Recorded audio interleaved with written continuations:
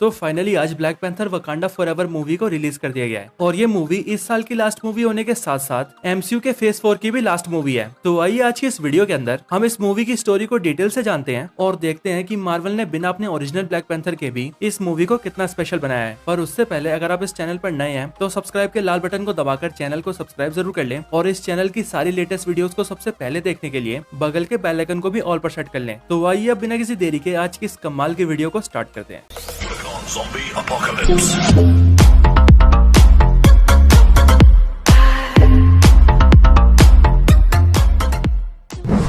तो movie start होते ही हमें ये दिखाया जाता है कि वकांडा का राजा टिचाला एक बहुत ही खतरनाक बीमारी से सफर कर रहा है, एक ऐसी बीमारी से जिस बीमारी का इलाज वकांडा के पास भी नहीं है। और इसीलिए टिचाला को बचाने के लिए शूरी अपनी लैब के अंदर कई तरह के टेस्ट कर रही होती है ताकि वो किसी तरह से हार्ट शेप हब को आर्टिफिशियली क्रिएट कर सके और उसे पिलाकर टिचाला की जान बचा सके। क्योंकि अगर आपको याद हो तो ब्लैक पैंथर की फर्स्ट मूवी के अंदर किलमॉन्गर ने सारे हार्ट शेप हब को जलाकर राख कर दिया था, इसीलिए वकांडा के पास अभी एक भी हार्ट शेप हब नहीं है। यहाँ पर शूरी बहुत कोशिश करती है लेकिन वो तब भी आर्टिफिशियली उस हब को नहीं बना पाती। यहीं पर शूरी अपने आर्टिफिशियल एआई से टिचाला के बारे में पूछ रही होती है, जिस पर शूरी का एआई शूरी को बताता है कि टिचाला की हालत बहुत नाजुक है और उसका हार्ट रेट लगातार नीचे गिरता जा रहा है। और फिर इसके बाद ही शूरी के पास उसकी मदर रमोंडा आती है और वो वहाँ कर शूरी से कहती है, अब रुक जाओ शूरी, ये सब करने का कोई फायदा नहीं है। टिचाला अपने पूर्वजों के पास जा चुका है, यानी कि टिचाला मर चुका है। ये खबर सुनते ही शूरी और उसकी मदर दोनों रोने लगते हैं। फिर इसके आगे टिचाला का फ्यूनरल किया जाता है जहाँ पर सारे वकांडन्स अपने सम्राट टिचाला को श्रद्धांजलि देते हैं। फिर इसके बाद 1 साल बीत जाते हैं और वकांडा 1 साल तक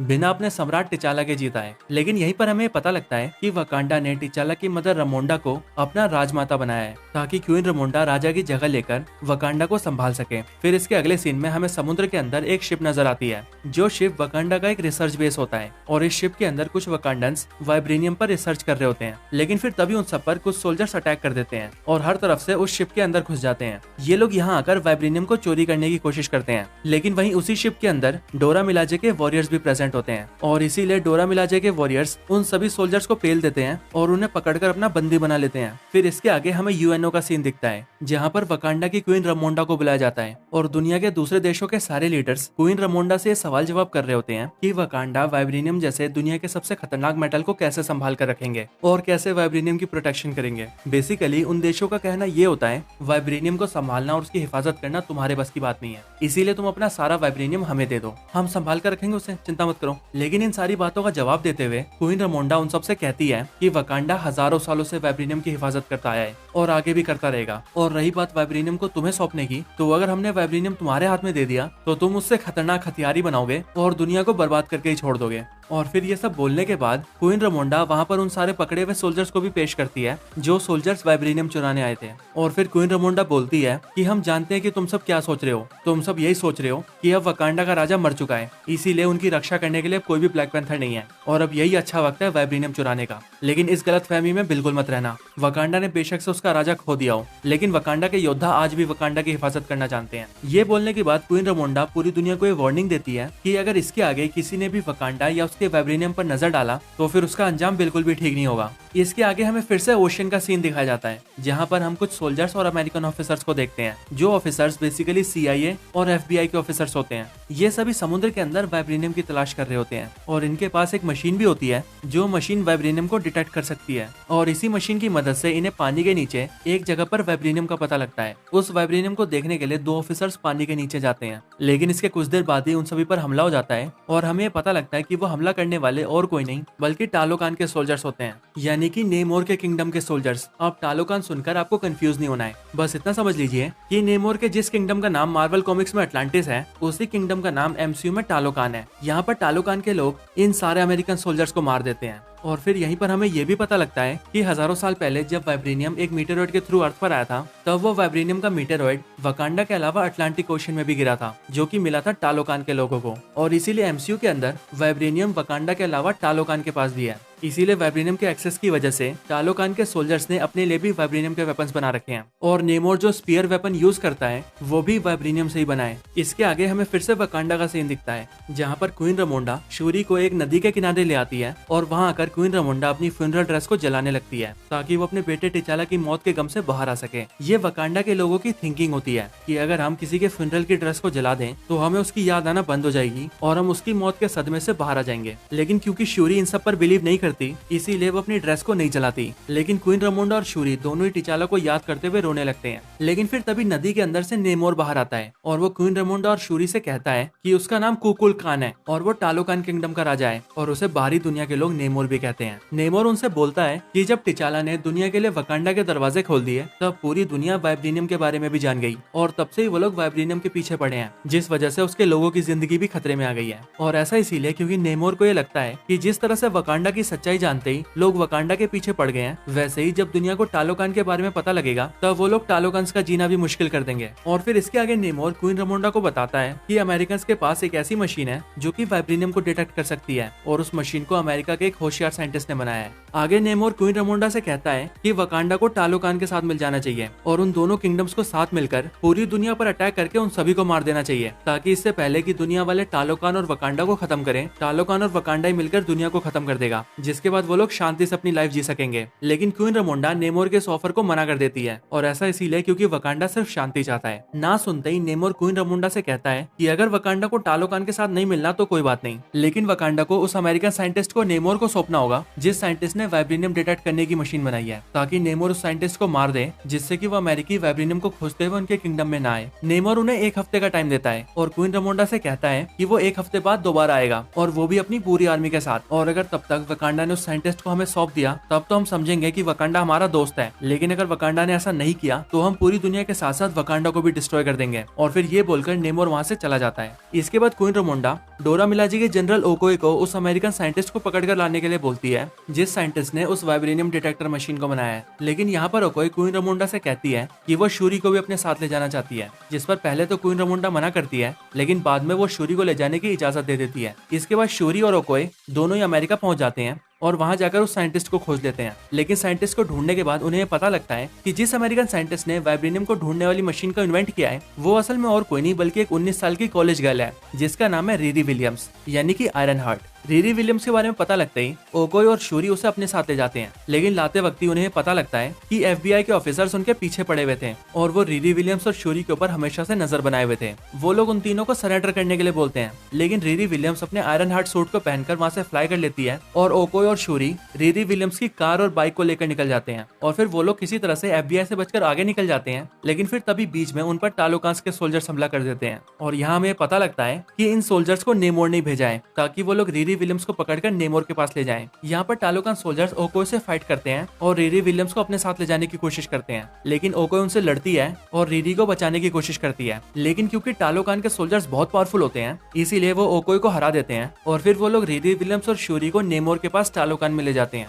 फिर इसके बाद जब ओकोए वकांडा पहुंचती है तब वो क्वीन रमोंडा को ये सारी बातें बताती है, लेकिन ये बात सुनकर क्वीन रमोंडा बहुत गुस्सा हो जाती है और वो ओकोए को डोरा मिलाजे के जनरल के पद से हटा देती है। इसके बाद क्वीन रमोंडा सीधा नाकिया को ढूंढते हुए उसके पास जाती है जो कि पिछले 6 साल से वकांडा से दूर होती है। क्वीन रमोंडा यही सोचती है कि नाकिया बहुत से देशों में घुस चुकी है और उसे किसी और के किंगडम में घुसपैठ करने का बहुत एक्सपीरियंस है, इसीलिए वो टालोकान जाकर शूरी को बचा सकती है। क्वीन रमोंडा नाकिया को सारी बात बताती है और उसे शूरी और रीरी विलियम्स को वापस लाने के लिए कहती है, जिसके बाद नाकिया सीधा टालोकान में पहुंच जाती है और वहां जाकर टालोकान के कुछ सोल्जर्स को मारकर रीरी विलियम्स और शूरी को बचाकर वापस वकांडा में ले आती है। लेकिन जब तक शूरी और रीरी विलियम्स टालोकान में नेमोर के पास होते हैं तब तक शूरी नेमोर को यह समझाने की भी कोशिश करती है कि वो रीरी विलियम्स को ना मारे और उसी दौरान नेमोर शूरी को अपनी ओरिजिन भी बताता है और हमें भी यहाँ पर MCU के नेमोर की ओरिजिन पता लगती है। यहाँ हम ये जानते हैं कि MCU के नेमोर की एज 450 ईयर्स है और 450 ईयर्स पहले जो नेमोर के मदर और फादर थे वो पहले ह्यूमंस ही थे, पर नेमोर के मदर, फादर और उनके गाँव के बाकी लोग बीमारी और भुखमरी से एक एक करके मारे जा रहे थे। जिसके बाद इनके गांव के सारे लोग अपने गॉड से प्रे करते हैं और फिर उनके गॉड उनके सपने में आकर उन्हें एक फूल के बारे में बताते हैं, जो फूल बिल्कुल ही हार्ट शेप हर्ब की तरह होता है। इस बारे में पता लगते ही नेमोर के मदर फादर के गाँव के लोग पानी के अंदर से उस फूल को हासिल कर लेते हैं और फिर उसके अंदर से उसके रस को निकालकर वो सभी लोग उसे पी लेते हैं। लेकिन फिर उसे पीते ही उन सबकी फिजियोलॉजी चेंज हो जाती है और उनका कलर पूरी तरह से ब्लू हो जाता है और इसके साथ ही इनकी पावर भी बहुत ज्यादा बढ़ जाती है। लेकिन फिर ये लोग लैंड पर सर्वाइव नहीं कर पाते और इन्हें सर्वाइव करने के लिए पानी के अंदर जाना पड़ता है। और इस टाइम पर ही नेमोर अपनी मदर के पेट में होता है, जिसके कुछ टाइम बाद नेमोर का भी जन्म होता है। और क्योंकि जब नेमोर अपनी मदर के पेट में था, उसकी मदर ने उसी टाइम पर उस हब को कंज्यूम किया था, इसीलिए उस हब की पावर्स नेमोर को भी मिलती है। और नेमोर जब पैदा होता है तब पैदा होने के साथ ही नेमोर की फिजियोलॉजी कुछ ऐसी होती है कि वो पानी के अंदर और पानी के बाहर दोनों जगह सर्वाइव कर सकता है। इसके साथ ही नेमोर के पैरों में विंग्स भी होते हैं और उसके दोनों कान भी बिल्कुल नुकीले होते हैं। लेकिन फिर जब नेमोर थोड़ा सा बड़ा होता है तब नेमोर की मदर की मौत होने वाली होती है और मौत से पहले नेमोर की मदर की सिर्फ यही इच्छा होती है कि वो अपनी पहले की दुनिया को देख सके और जब उनकी मौत हो तब उन्हें उनके गांव में दफनाया जाए। अपनी मदर की आखिरी इच्छा को पूरा करने के लिए नेमोर अपनी मदर की डेड बॉडी को लेकर उनके गांव में पहुंच जाता है। लेकिन वहां जाकर वो देखता है कि उनके गांव के लोगों पर बहुत सारे स्पेनिश लोग जुल्म कर रहे होते हैं और वो वहां पर नेमोर को देखते ही उस पर भी गोली चला देते हैं। लेकिन नेमोर को तो उस हमले से कुछ नहीं होता, लेकिन नेमोर उन सबको मारकर उस पूरी जगह को जला देता है। और फिर उसी दिन से नेमोर पानी के बाहर के सारे लोगों से नफरत करने लगता है।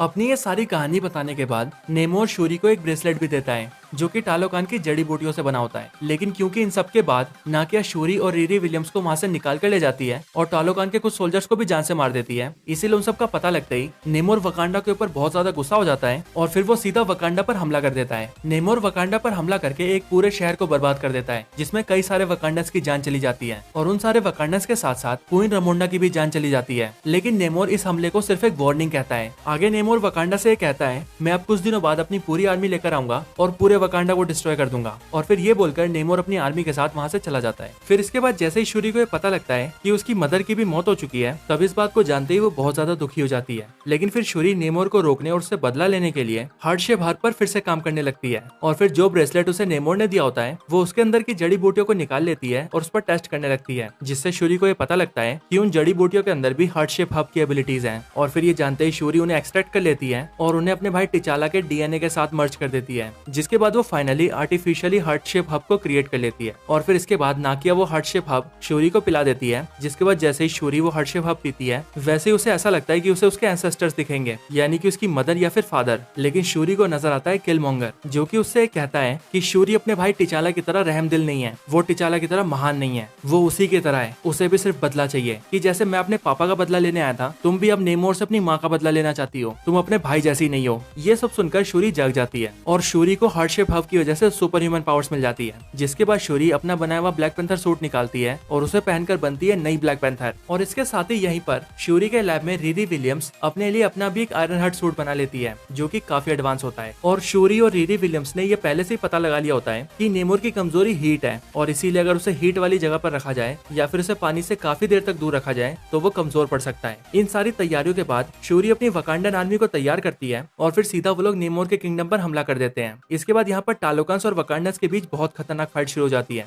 और शूरी अपने ब्लैक पैंथर कॉस्ट्यूम में आकर नेमोर को अपने एक शिप पे ले आती है, जिसके अंदर उसने बहुत बड़े बड़े हीटर्स लगा रखे होते हैं और उनसे बहुत सारी हीट निकल रही होती है। इतनी हीट की वजह से नेमोर कमजोर तो पड़ता है, लेकिन क्योंकि उसके हाथ में उसका वाइब्रेनियम स्पीयर होता है, इसीलिए वो उससे उस पूरे शिप को डिस्ट्रॉय कर देता है, जिसके बाद वो शिप नीचे गिरने वाला होता है। लेकिन शूरी किसी तरह से उस शिप को उड़ाकर एक रेगिस्तान के पास ले जाती है ताकि वो नेमोर को पानी से दूर रख सके। फिर इसके बाद उस रेगिस्तान में आकर शूरी और नेमोर के बीच बहुत ही खतरनाक फाइट होती है और इस फाइट में नेमोर अपना वाइब्रेनियम स्पीयर शूरी के पेट के आर पार कर देता है, जिससे शूरी बहुत ज्यादा इंजर्ड हो जाती है और फिर नेमोर सीधा पानी की तरफ जा रहा होता है ताकि उसे उसकी ताकत वापस मिल सके। लेकिन उसके पानी तक पहुंचने से पहले ही शूरी अपने टूटे हुए शिप को ब्लास्ट कर देती है, जिससे निकलने वाली आग से नेमोर बहुत ज्यादा वीक हो जाता है। और फिर शूरी नेमोर के वाइब्रेनियम वेपन को उठाकर उसी के ऊपर एम कर देती है और नेमोर से कहती है कि या तो तुम इस जंग में हार मानो या फिर मैं तुम्हारी जान ले लूंगी। और तुम्हें हार मानना ही होगा, क्योंकि अगर तुमने जंग नहीं रोकी तो दूसरों के साथ साथ तुम्हारे लोग भी मारे जाएंगे। नेमोर शूरी के बाद समझ जाता जाता है और इसीलिए वो शूरी के सामने हार मान जाता है। इसके बाद शूरी और नेमोर दोनों एक साथ मिल जाते हैं और अपने लोगों के पास जाकर जंग को खत्म कर देते हैं, जिसके बाद टालोकान और वकांडा एक दूसरे का दोस्त बन जाता है।